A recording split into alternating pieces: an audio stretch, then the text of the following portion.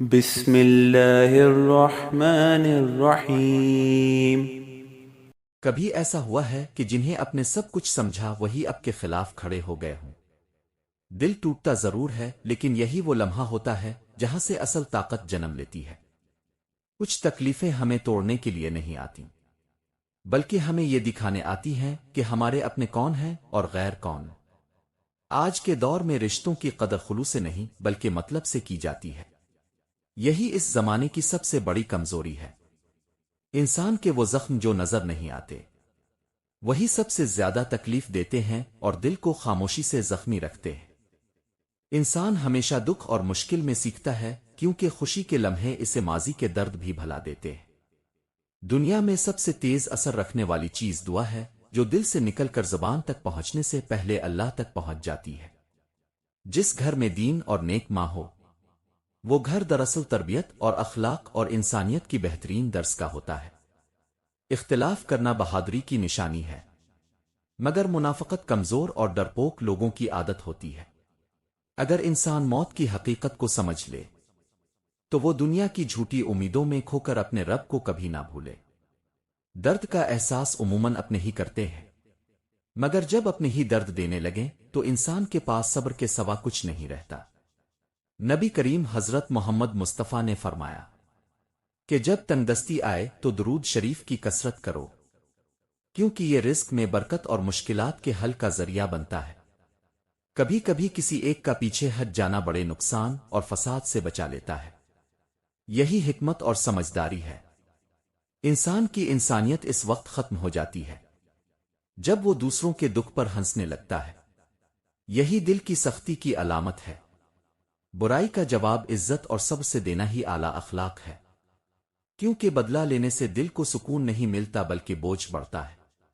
دنیا کے لیے تم ایک عام انسان ہو سکتے ہو، مگر اپنے گھر والوں کے لیے تم پوری دنیا کی حیثیت رکھتے ہو، اس لیے ان کی قدر کرو۔ زندگی کا عجیب اصول ہے کہ جب انسان نہیں کماتا تو گزارا مشکل ہوتا ہے، اور جب کمانا شروع کرتا ہے تو وقت کم پڑ جاتا ہے۔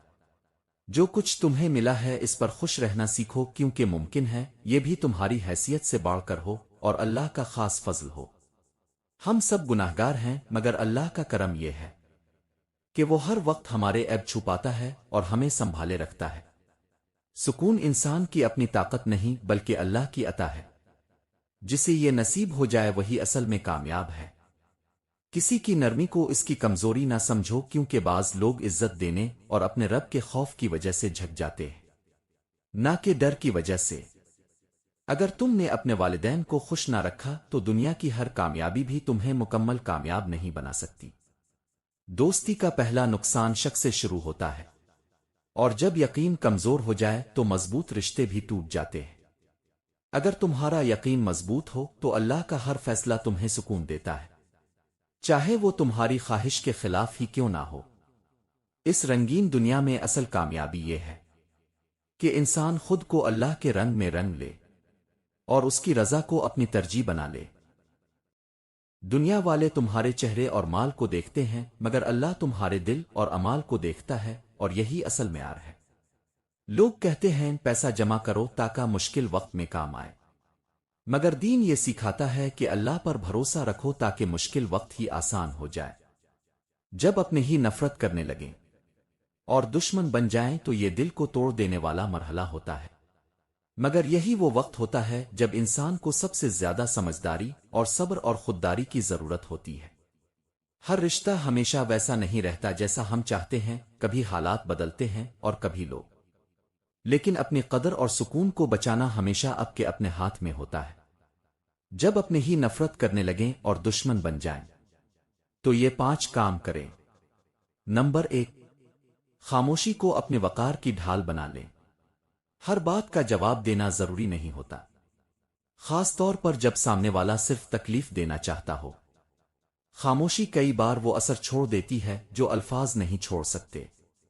اپنی عزت بچانے کے لیے ہر بحث سے دور رہنا سیکھیں، کیونکہ ہر جنگ لڑنا بہادری نہیں بلکہ بعض اوقات پیچھے ہٹ جانا ہی اصل سمجھداری ہوتی ہے۔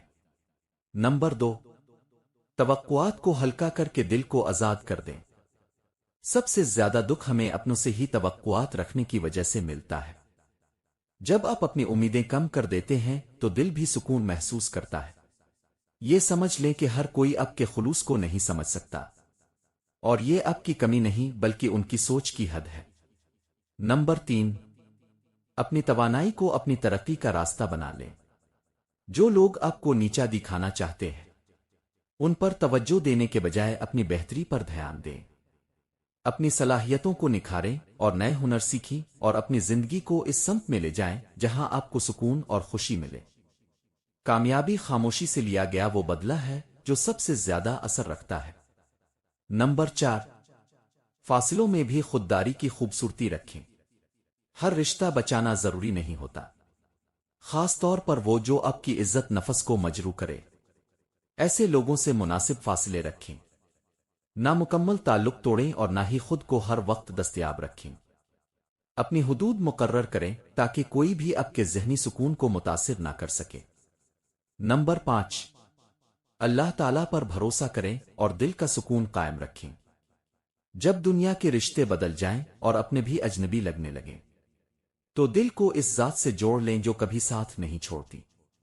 اپنے اندر سکون پیدا کریں اور دعا کو اپنا سہارا بنائیں، اور یقین رکھیں کہ ہر دکھ کے پیچھے ایک حکمت ہوتی ہے۔